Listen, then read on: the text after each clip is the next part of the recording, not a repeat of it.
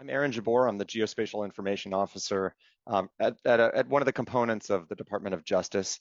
My career started in the 90s in the Marine Corps. I was in the United States Senate in the early 2000s, and then I moved over to NGA, the National Geospatial Intelligence Agency, in 2002, 2003 timeframe. I spent about 15 years at NGA, and then I moved over to the Department of Justice. And that move for me was driven by wanting to conduct a lot of the spatial and network analysis that we did at NGA for law enforcement. So moving it from the intelligence community and mostly overseas to domestic and law enforcement, and seeing if we could apply it to some of the gangs and cartels and networks in the United States that were causing a lot of harm to our citizens. Hi, my name is Renny Babiarz. I have an academic background, so I have a PhD in political science from Johns Hopkins.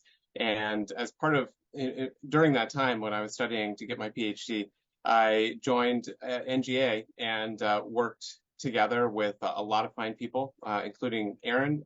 So we go back a little ways.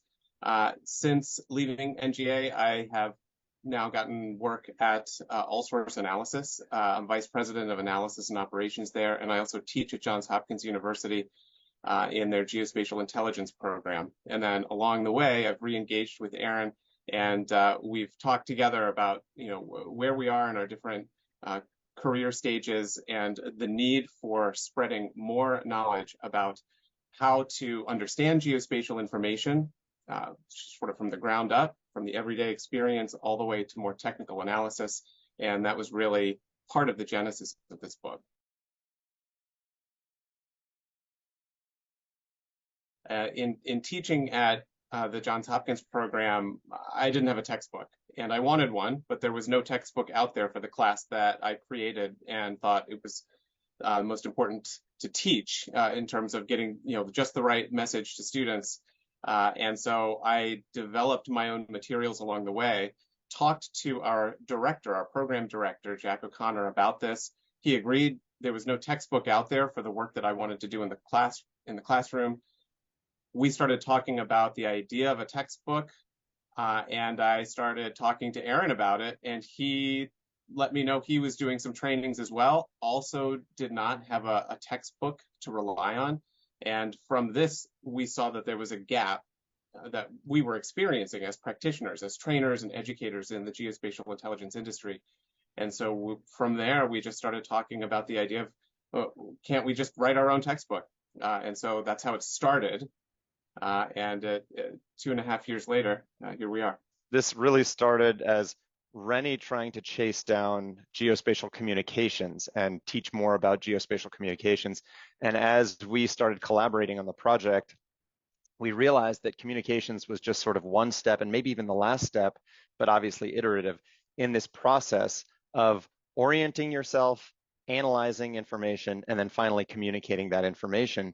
And then we realized that actually the market need wasn't just communication, it was also analysis and that that basic orientation, observing something. I see something, I describe something, I understand something, I analyze it, and then I communicate it.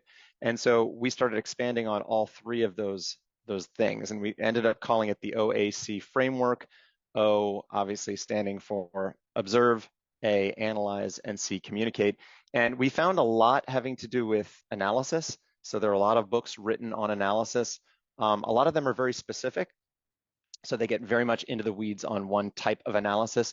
But what we found is analysis was really a bridge from observation to communication. Because analysis has to start somewhere. It has to start with observing something first, as the scientific method and all scientific processes start with observation. And communication was really the missing link, because once people conducted this analysis, it's really no good unless you can successfully communicate that to an organization, to leadership, to your peers, to someone else. So we realized that analysis was sort of the bridge between the two, and we needed to expand more on observation and communication. So we decided to just, the whole kitchen sink, basically, like expand our research and write more about what we already knew about best observation practices, best analysis practices, and best communication practices.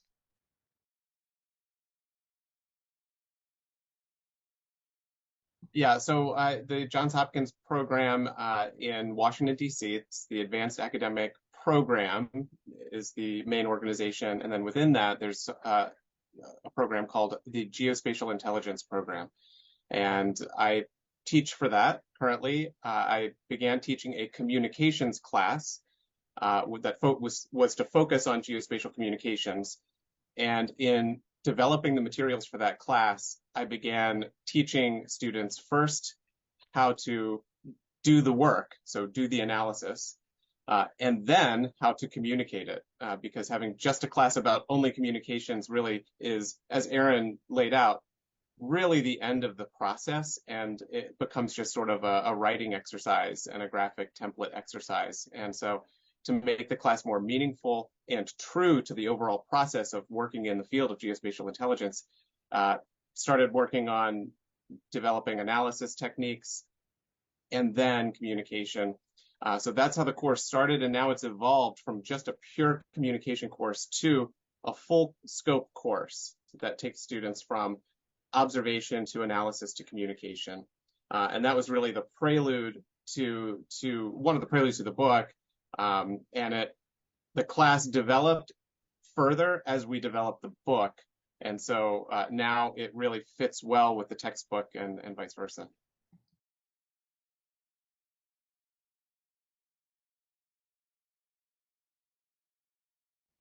Yeah, I'll take a stab at this. It's an epidemic. This is all across the world for all of time.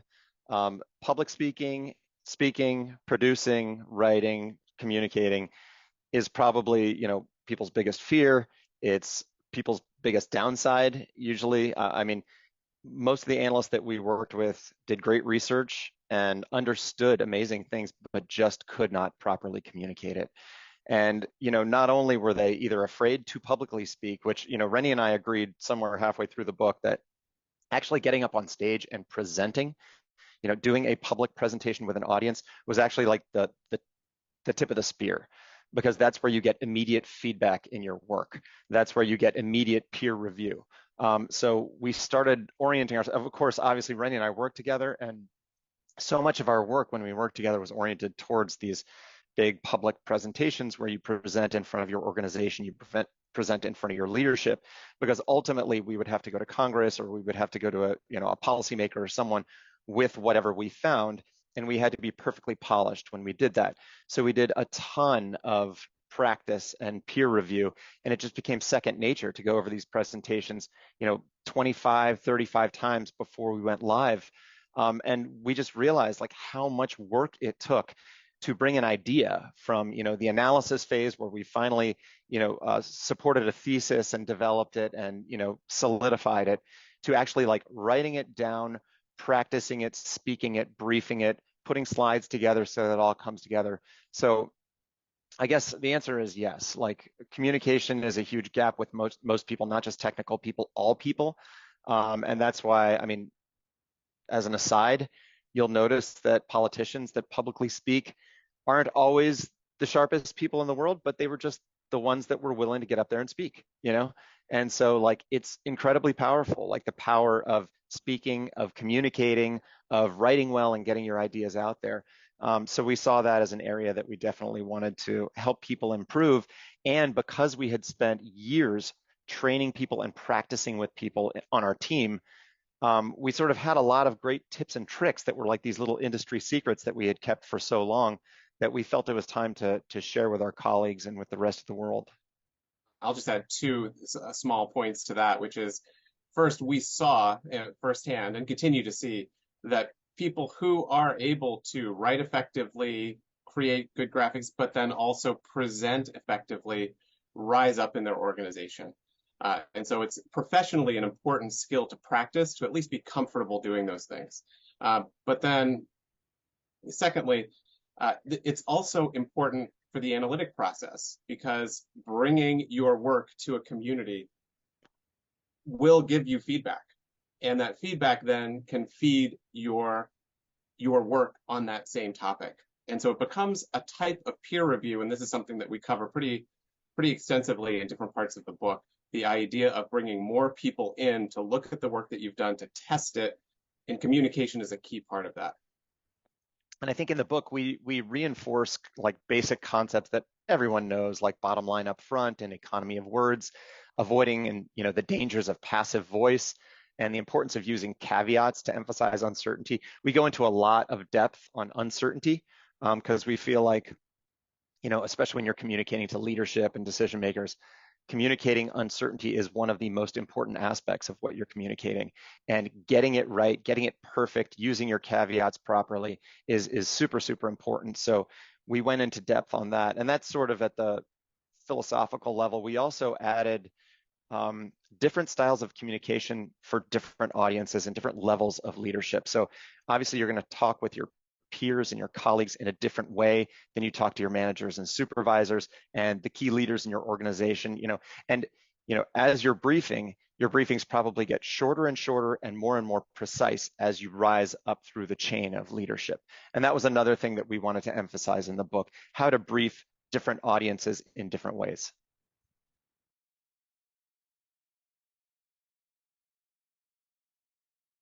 We started by thinking of the citizen scientist, just a basic person with no education at all that needs to every day in their life orient themselves and basically observe things in nature, analyze them, and communicate it. And we realized that this whole like OAC framework was broadly applicable to any person that needs to make a decision in life, all the way up to very technical people, imagery analysts and spatial analysts that perhaps they've just graduated from college and they know some of the basics about intelligence from a classroom environment, but now they're in a workforce and they've taken their basic training in that workforce, but they need a book from industry professionals that will get them, that next level or that next layer of understanding of their work role.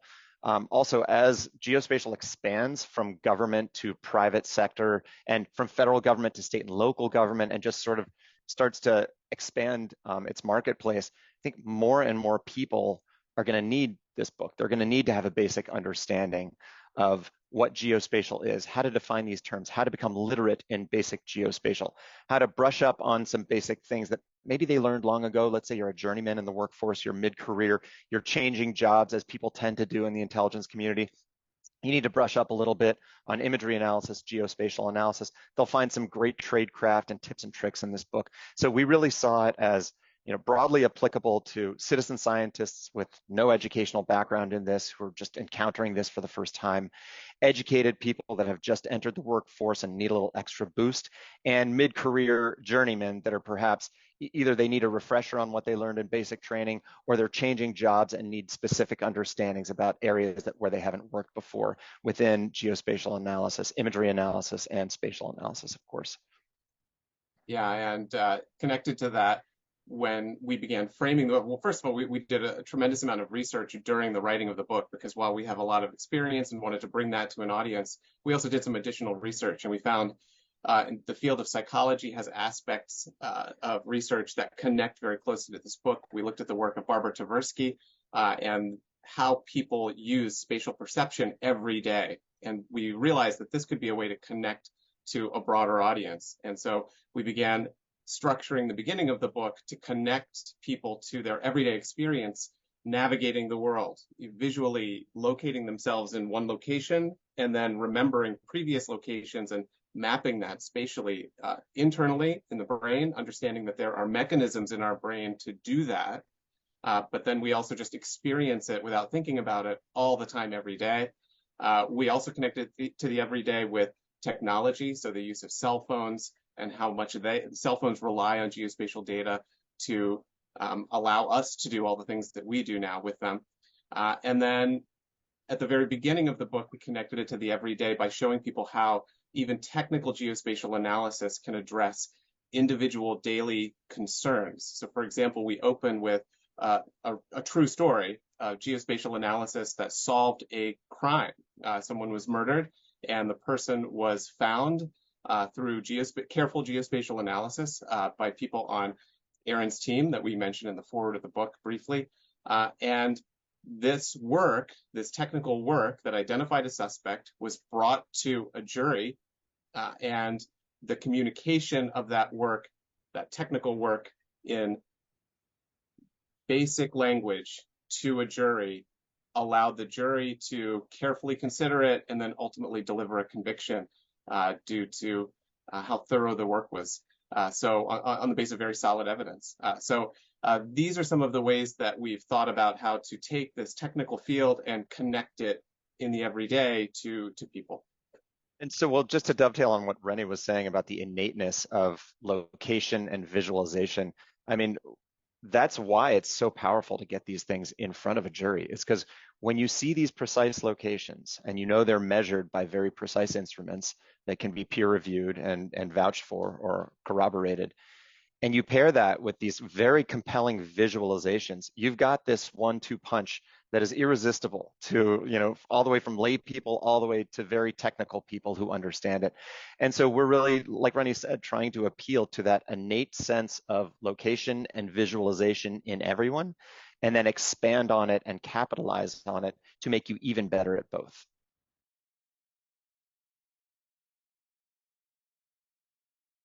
First of all, geospatial is a technical realm, and it involves all kinds of jargon and technical terms.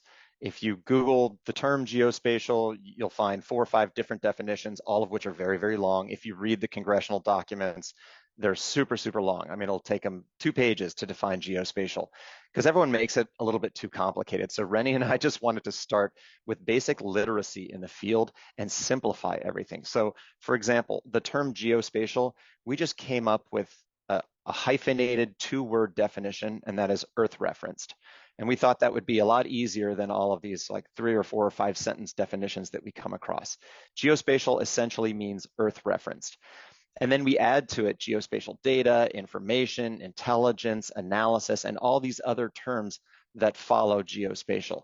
We define all these terms very clearly and concisely, and then we expand on each one, and we show how they all fit in. We fit in with each other. Like, for example, data is a part of information. Data should be transformed into information. Data is what the analyst receives that is opaque to some extent, and it's up to the analyst to transform that into transparent information for their leadership or for the public. Intelligence is specialized information that's maybe gathered clandestinely or in a secretive fashion, and it's processed in a specific way, and then it's delivered to leadership for action, usually a government entity. So all of these terms have specific definitions. What we wanted to do is first define all of these terms, simplify them, and then show you how they all fit in with each other just to help people gain a basic literacy. Then what we wanted to do is we wanted to break it down into 3 buckets, and this is what I teach when I do my trainings: mindset, tool set, and skill set. And I always figure, like, if I can break this down into these 3 buckets, people will understand it better. So it starts with mindset, and what we call it is the location mindset, and that's just simply prioritizing location, understanding the importance of location in everything you do, trying to collect better locations everywhere you go, prioritizing it, as I already said, and just basic spatial orientation, understanding where you are, where other things are, where entities are, where objects are, and always just having location on the mind as a priority for understanding. The second bucket is tool set.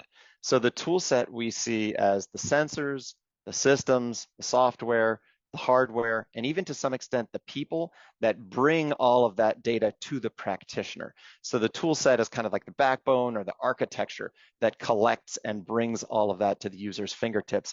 And then finally, you have the skill set. And the skill set is the training and the mentorship and ultimately the tradecraft. It's how you conduct all of that analysis and over time in your career, grow and expand how you handle that information and or how you handle the data and transform it into useful information for leadership. So we wanted to use those 3 buckets: mindset, tool set, skill set, to help people better understand.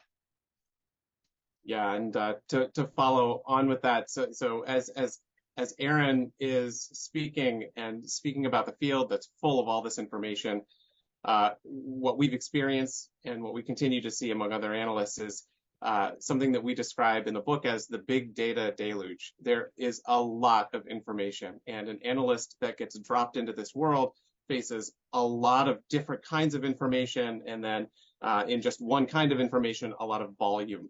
And so how do we handle that? So mindset, tool set, skill set is one framework that we provide, but we also provide several other frameworks throughout the book that provide a format for the analyst to quickly have a method to say, okay, I've got all this information.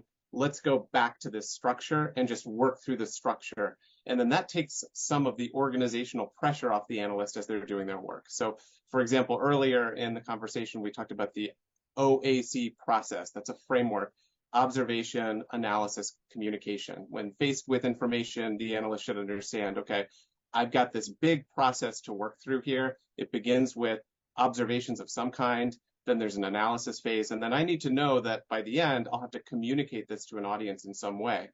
So understanding that allows the analyst to say, okay, now I know generally how to orient myself in all this data, all this information. Further, another framework that we have is something called the four cornerstones. And that's something that carries through this process of, okay, when you've got information in front of you and it's visual information, think through in a structured way how you're going to work through it, how you're going to look at it. Think about location, think about color, think about shape, think about size. This is a framework for understanding how to just attack visual information. You've got a lot of images to look at if you're an imagery analyst. How do you start doing that? Here's a structured way to do it that allows you to just work with the data without thinking about how to organize. You've got the organization in front of you. You've got the structure. So this four cornerstones is something we carry through all stages of the book to help structure all of this data and information that analysts have to work with. And so by the end, what the analyst will walk away from with the book is a set of structures that will help them navigate a world with a lot of data now that's increasing all the time. Yeah, and Renny, it's interesting you went back to OAC and the OAC framework, because at the beginning of the conversation, we were talking about how much detail there is already in research done on analysis, but how we saw that gap in observation and communication once we started exploring our minds and thinking about what we already know and what we were taught about observation and communication. We realized that we had all these little tips and tricks in our brain after decades of doing this work that nobody had ever codified. Nobody ever written this down. So, like, for example, we were using the four cornerstones for 15 or 20 years. We just didn't call it that, and we hadn't perfectly sussed it out into location, color, shape, and context in a way that we could easily relay that to another person or to another analyst. So we realized that we had so much material in our brains in the observation category and in the communication category, and it just needed to be codified. So the four cornerstones was one of them. It starts with something as abstract as observation, analysis, communication, gets more concrete with something like the four cornerstones: location, color, shape, and then moving back outwards to context, so it broadens out again. Yet always understanding that there's a degree of uncertainty, that, you know, we're providing all these frameworks for the analysts to navigate and orient themselves, to develop knowledge, to develop understanding about the world, to improve everyone's understanding in an objective way. But then also never forgetting that uncertainty will always be part of any analysis, and it actually is a window to the next step in analysis. Each piece of analysis answers a question, but it doesn't answer everything. There's always something that needs to be further understood a little better, refined perhaps.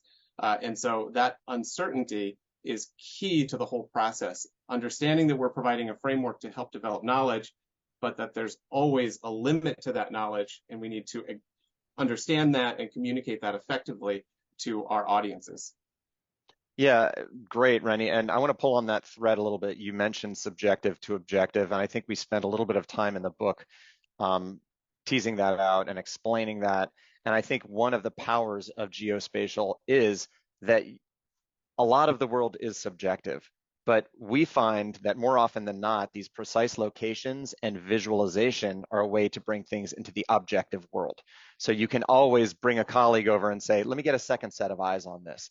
That's making something objective, and visualizations really excel at this. That's why the jury loved, you know, our murder case in Danville, Virginia so much, is because we brought the subjective to objective.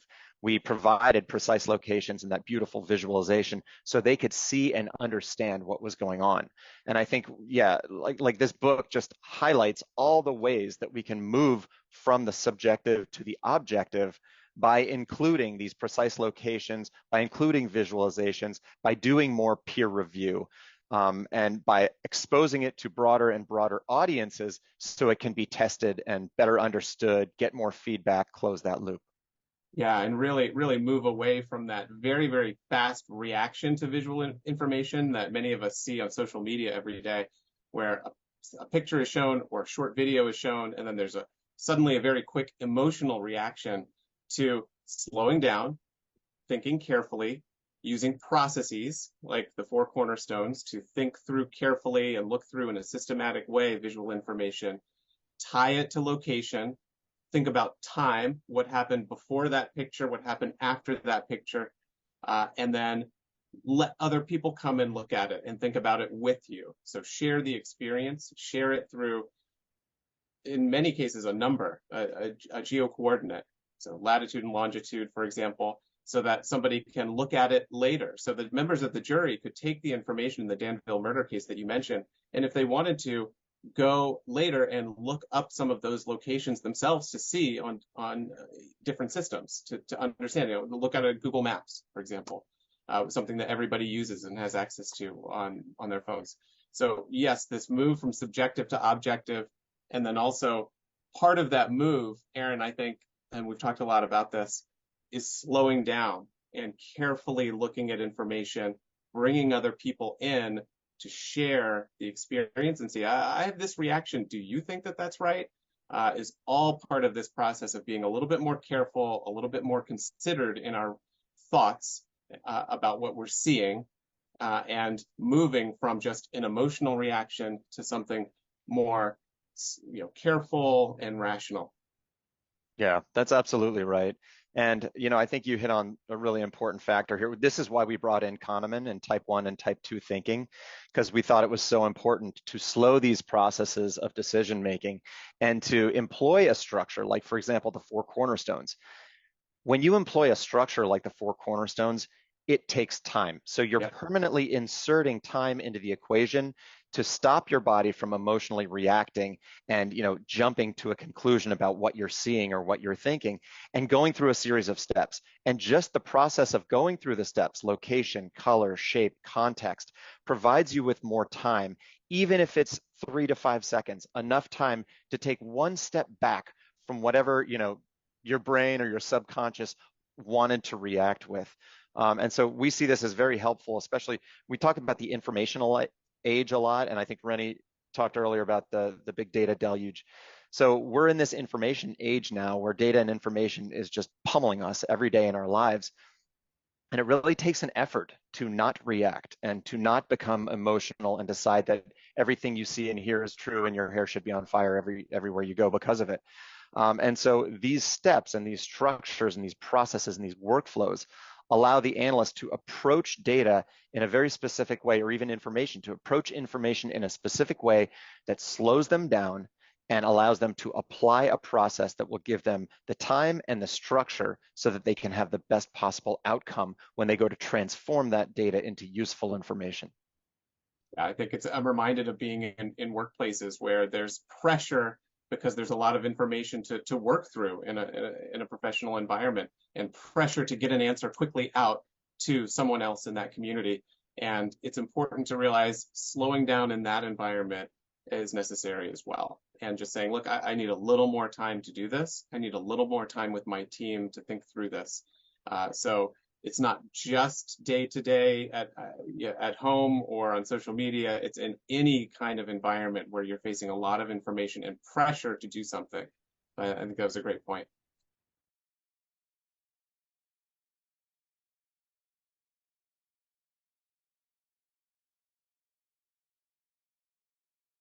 It's a business model of social media companies to design their platforms in that way. Right. And that's not only to shock and awe you into giving them your eyeballs for 1 to 3 seconds longer, but it's also, as deep fakes become more and more popular and the actual pictures that you're seeing are just misinformation or whatever, or the videos that you see are just completely false, I think time will become more and more important of an element to just take a step back from all of this data and visualization, these things that you're being inundated with, and to go through a structured process of understanding who prepared that information and why are they presenting it to you and how many filters did it go through before it got to you and what is the desired intent of the person that's presenting you with that information. I mean, I think that's why a lot of us rely on data more than information. Like when somebody does a study and they come out with the information, you read it and then you say, oh, let me have a look at the data, because you want to get a second set of eyes on that data so you can do some quality control on it, run it yourself, see if you come up with the same result. And that's going to be the same thing with visualizations. Yeah, you're showing me a picture, but like, I don't know if you remember the Border Patrol incident a couple years ago where there was a horseback mounted Border Patrol agent that was on the border. And there was a famous photograph taken of a bunch of Haitian migrants that were trying to cross the border, and the Border Patrol agent was trying to stop them with his horse. And the initial photograph came out and just lit the world up. And, it was decided immediately that this Border Patrol agent was whipping the Haitian migrants. And that was even repeated by President Biden. He got out he had a big press release and he said, the Border Patrol guys were whipping them good and that's wrong and they shouldn't have done that. And then they interviewed the journalist that actually took the photo. And the journalist was like, no, they weren't whipping him at all. That's how they maneuver their reins. I didn't see any whipping. And then, Border Patrol did a full investigation and they found that there had been no whipping at all. But it's just the power of that one photo from that one angle and people's preconceived notions or narratives with, wanting to see what they believe that led to that perfect storm. And social media, of course, presenting it all over the world. And so, these are some of the dangers of fast thinking and emotional thinking and reacting to data or to visualizations too quickly without using a slow, structured method. Yeah, so slow and structured. And I'm reminded as you're saying that of another small structure we introduced in the book: find, link, and layer. So just find an observation, link it to other pieces of information, and then layer it over time with more and more information. And so in the example that you just gave, it's, okay, you've got the photograph, but now who took the photograph? Find the journalist, talk to the journalist. What did you see when you were taking this picture? Taking that information, layering it together over time leads you to actually a more objective and clear and accurate understanding of what was actually going on, instead of just that 1 second in time. Yeah, and we have some critical thinking tools in the book, and we have some structured analytic techniques. But, at the end of the day, a lot of people are familiar with these. They're very popular. There's been a lot written on these. And so, I mean, they are important to what we do, but we actually wanted to break it down all the way to the moment you encounter the data or the information and the decisions you make and the structure and the emotion and all the stuff that goes into that initial encounter so you can start on the right foot. I mean, I know you've heard like garbage in, garbage out. If you're not putting the right pieces of data into the pot, then you're not going to get the good information out on the other end.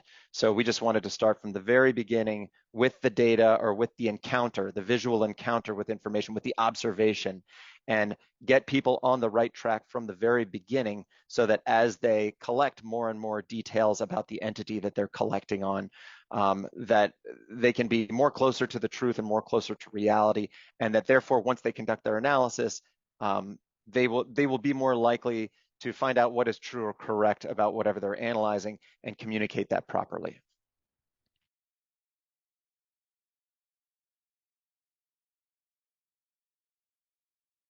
And the framework is just step one because you're still in the subjective mode when you are perceiving. The goal is to move it into the objective world. So the framework applies to how you perceive and handle the data. The objective part is peer review, is bringing over a mentor or a peer or sharing it with a colleague or bringing another human being or whatever else into the equation to help make whatever you're encountering more objective. Yeah, and one specific way that I think we ran into all the time just in a professional environment is that involves communication, but communication of a certain type. You're bringing over a peer to look at what you're looking at or to review something that you're looking at or considering or reviewing. You do it in a way that's a little careful. You don't reveal all your own personal interpretations up front. You say, look, I'm looking at this, or I'm considering this topic or idea. Here's the source. If it's on an image, here's the image date, here's the location. If it's an article or some other piece of data in a data set, here it is. What do you think of this? And then getting there, just full reaction, absent from your own interpretation first. So that's something that we do mention in the book, and it's something that we practiced a lot day to day, making sure that you are controlling your own individual interpretation on a topic and not letting that affect a peer process, a peer review process along the way.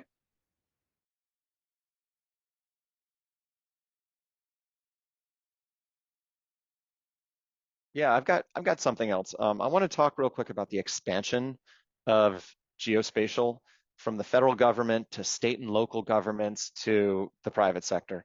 Um, Recently, so President Trump in 2018 signed the Geospatial Data Act, and that piece of legislation is going to completely expand geospatial capabilities in the federal government, which is obviously going to have that trickle down effect of, state and local and then the private sector.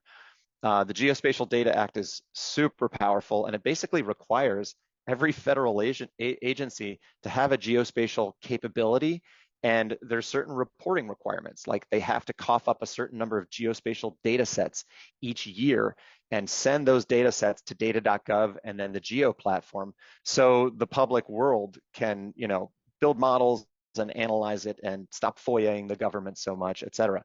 So this Geospatial Data Act, I think, is really powerful. It flew under the radar. Not a lot of people are talking about it, but if you read the letter of the law, like if you're a policy person, you read that policy and you see that this Geospatial Data Act is going to echo and expand geospatial capabilities in the federal government, which obviously has that massive trickle-down effect. Yeah, and we're seeing it internationally as well. So different countries that don't have nearly as developed a legal and technical framework for geospatial data want to start developing it. And so in particular, places like Taiwan, going to Taiwan and advocating to educational institutions there, saying, you need to start investing in bringing in geospatial data into your programs, start educating people about this. It's something that everybody uses, and there are really wonderful applications of that day to day. So for example, disaster management. If there's an earthquake, that's an ever-present danger in a place like Taiwan, for example. And just being able to have clear location foundational data allows you to better coordinate all kinds of reactions to any kind of humanitarian issues that could arise in a location. And so advocating for that and teaching people about that outside of the US is another aspect of this that we're seeing as well. Yeah, it's funny because the GDA actually, the genesis of the GDA was the Federal Aviation Administration Act, because we needed so badly to have a better air traffic control system, because location is so important to aeronautics and to, you know, everything nautical, and to, like you said, like public health, disasters, like, I mean, you name it, emergency medical services, public safety, the list goes on and on and on. Like it turns out location's important. Yeah, and for something like aviation and navigation, but aviation in particular, it really connects to other locations around the world, and it requires these other locations to also have clear locational data in their airports to make sure aircraft can land and take off effectively. So yeah. Right. And so I think what we did is, in the book, we covered the Geospatial Data Act and the United Nations. So we looked at the entire world through the lens of the United Nations, and the United Nations actually has a geospatial organization within it and publishes geospatial papers. And then we looked at our country, the United States, and the Geospatial Data Act and the effect it was going to have on the United States. And from that international organization to our, federal organization, we just realized, like, there's something changing very fast here in the world, and more of these massive organizations that have, massive influence are starting to adopt geospatial practitioners, starting to hire geospatial practitioners, starting to underscore the importance of geospatial analysis, starting to bring the tools. And, we talked about the mindset, tool set, and skill set earlier. They're starting to develop, the tool set and the mindset and the skill set. And it's really exciting to see this happen. I think when we started in the early 2000s, so I started in 2003, I believe, And when I started at NGA, it was really just an IC federal thing. It was very sort of under wraps. It was only in the IC. Of course, there was geography. Geography is, much older than that. And of course, there was mapping. Mapping is much older than that. But really, the imagery side of the house was in its infancy and rather quiet. That has now also exploded with commercial imagery. And I think everyone is seeing the value of commercial imagery across the world for so many different functions, but also mapping. Mapping and imagery have been combined in a new way. Of course, they were combined in NEMA in the 90s, but this explosion really started happening in like the 2010s, I'll say, with social media and cell phones, where it has just become institutionalized in almost everything we do. Like everywhere we go, we have that little geospatial device in our pocket, and people are just waking up to the idea of combining imagery and locational data or spatial data to create this power-packed thing called geospatial or geospatial data, information, and intelligence, which really helps us understand the world much, much better.